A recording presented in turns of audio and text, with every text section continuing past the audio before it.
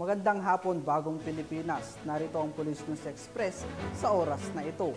Inihayag ng Quezon City Police District ang makalubuluhang pagbaba ng bilang ng mga insidente sa walong focus crime kasunod ang pinaigting na anti-criminality operation at maigpit na pagbabantay na ipinapatupad ng iba't ibang istasyon ng pulisya sa Quezon City.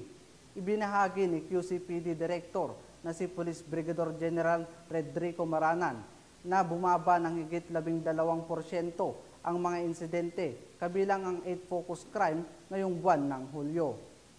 Kabilang sa 8 focus crime ang murder, homicide, physical injury, rape, theft, robbery, car theft at motorcycle theft na nakitaan ng pagbaba sa buwanang insidente.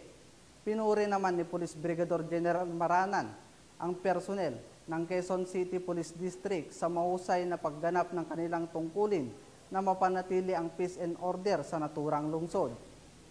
Para sa iba pang napapanahong balitang pampulisya, laging tumutok sa Police News Network, alagad ng batas, tagataguyod ng balitang pulis.